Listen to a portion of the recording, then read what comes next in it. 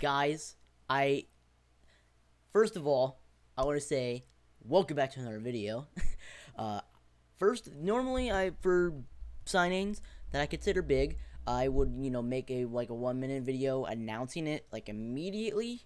Uh, Eric Hosmer signs 8-year, $140 million deal with the San Diego Padres. But this is different. This is my team. This is my favorite team in the MLB, and this is quite possibly one of my favorite players of all time, and definitely one of my favorite players to watch when I was growing up. And he is back on the Seattle Mariners. Ichiro Suzuki is signing or closing in on a 1-year major league deal to bring Ichiro back to the Seattle Mariners. And I couldn't find the tweet. I didn't like it, so I couldn't find it. I forgot who tweeted it out. They mentioned that he was on his final physical, and he's definitely passing on, because if you know Ichiro, he keeps up in shape. He is a player of the game. He keeps his body in shape. He loves baseball. He loves it to death, and he is the most friendly person you'll ever meet in a dugout or in person. Is really a great clubhouse environment, person to have in environment, and for outfielders, say for D. Gordon, for Mitch Haniger, and Ben Gamel, he is perfect for them.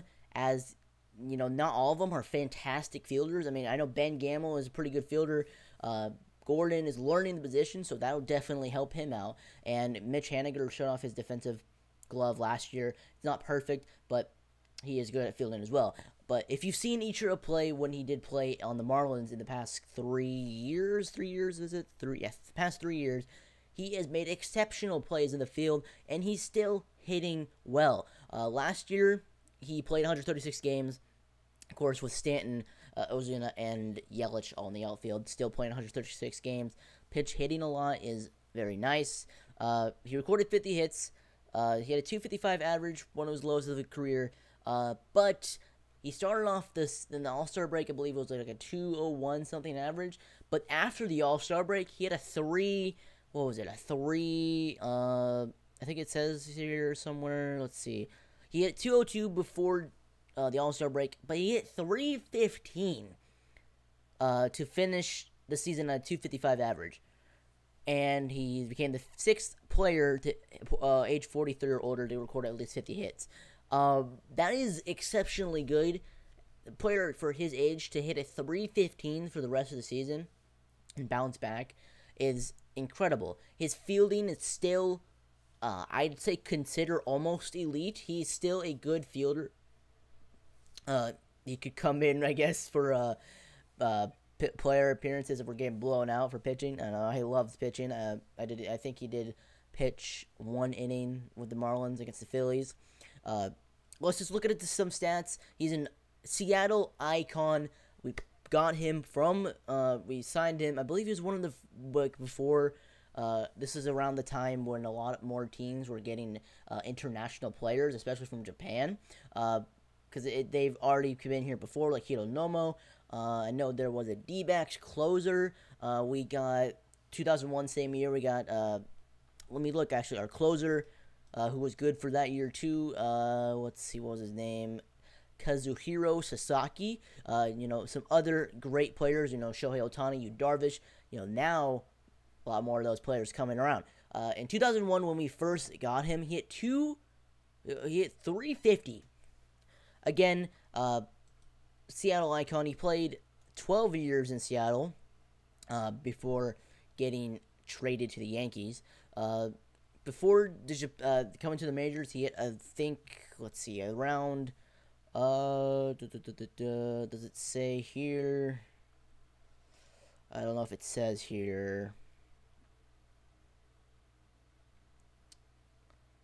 He had He had 1,278 hits, playing 9 years in Japan. Then he came over to the MLB. And first year here, 692 at-bats, 738 play appearances, 157 games, 242 hits, led the league, 34 doubles, 8 triples, 8 home runs, 69 RBIs, 56 stolen bases, led the league, 14 caught not that great. 30 walks and only 53 strikeouts. He had a 350 base batting average, led the league. He had a 381 OBP. I'm looking over here because that's where the stats are. He had a 457 slugging and an 838 OPS and a 126 OPS plus. And then he was an all-star, of course. He was a gold glover. He was a silver slugger. He won MVP. He won Rookie of the Year. The second person in MLB history.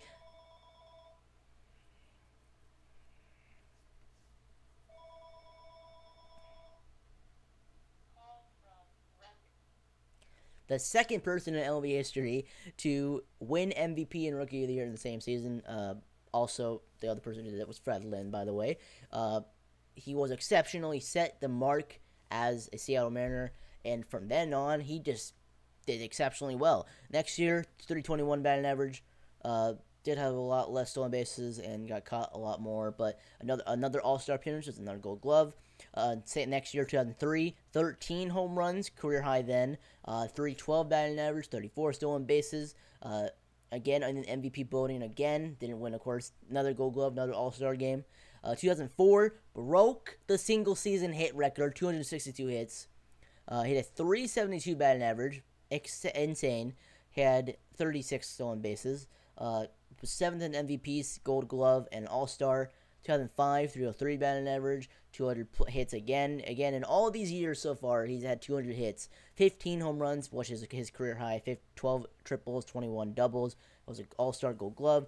He won Gold Glove his first 10 years in the league. And again, I believe he's one of 4 people to ever win 10 Gold Gloves. I believe it's Griffey. I don't think it's Griffey. I think it's Griff. I don't know if it's Griffey. Willie Mays, Andrew Jones, Ichiro, and I think it's Griffey. Let me just stat check real quick. Let me stat check real quick. 1, 2, 3, 4, 5, 6, 7, 8, 9, 10. Yeah, he is one of those players. Willie Mays, Andrew Jones, Ken Griffey Jr., Ichiro Suzuki. Those are the players. 2 Mariners. Those are the players to win. I believe there's another person. I think I might be forgetting. There might be 5. But those are the ones that come off the top of my head. He won Gold Glove in his first 10 seasons, and he was an All-Star in all those seasons. And he won Silver Slugger 3 times. He has 2 batting titles. Rookie of the Year, 10-time All-Star, All-Star MVP, Rookie of the Year MVP. And he then, in 2012, after having a all-right year to make up room for younger people on the roster, Ichiro voluntarily told the front office to trade him to a team, and he was traded to the Yankees. The funny thing then, at the time, when he got traded, was a series, like the game after he was traded, we were playing the Yankees at home, and I was at that game. He was in right field in a Yankee uniform, and I wanted to barf.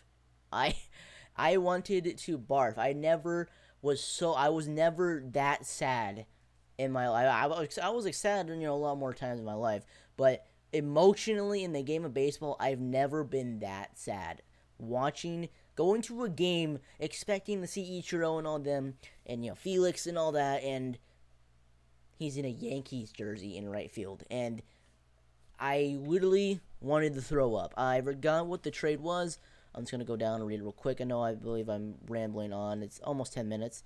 So I probably should get this up here. He was traded on July 23rd to the Yankees for Danny Farquhar and DJ Mitchell. We all know how those 2 players turned out. He was a free agent after the year. He signed for a 2-year deal with the Yankees then, and then he was a free agent again in 2014, and then he was a Marlin.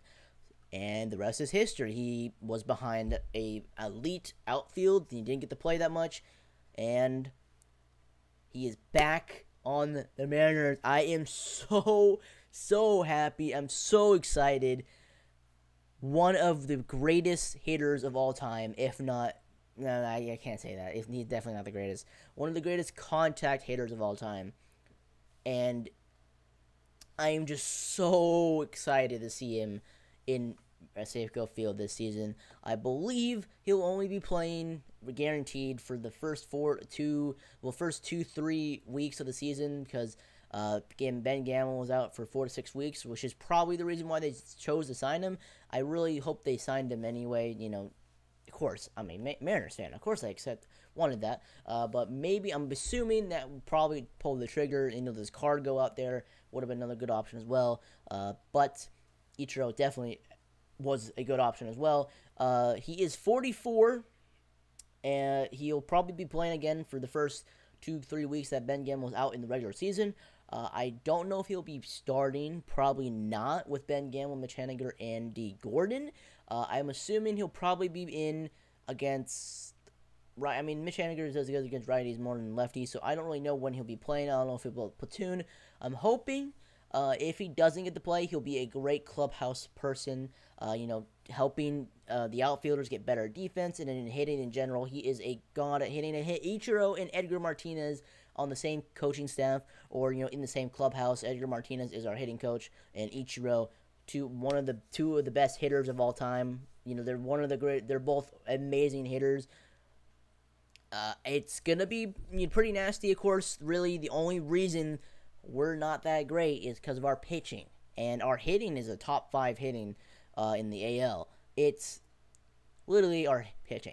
But I know I said I was going to make a video about this on Twitter. I definitely am excited for Ichiro to be back in Safeco Field. And I probably can't do a vlog because I'll probably take pictures. If you follow me on Twitter, take pictures of Ichiro, just to have him while I'm at games. And if you follow me on Instagram too, I'm using that a lot more now. It's Hi, I'm Serenity. And follow me on Twitter as well. Hi, I'm Serenity. Hope you guys did enjoy. If you're a Mariners fan, let me know how you feel about this. And if you're a baseball fan in general, you should love Ichiro. I mean, not love, but like Ichiro. Ichiro is one of the greatest baseball, he's one of the definitions of baseball sportsmanship. He tries his hardest, always in shape, always ready. He's always good. He's always ready. He loves to have fun. And he is a fantastic player and a future Hall of Famer. So, that's it. Hope you guys did enjoy. Again, I'm stoked. Let me know what you think about this. I'll see you all in the next video.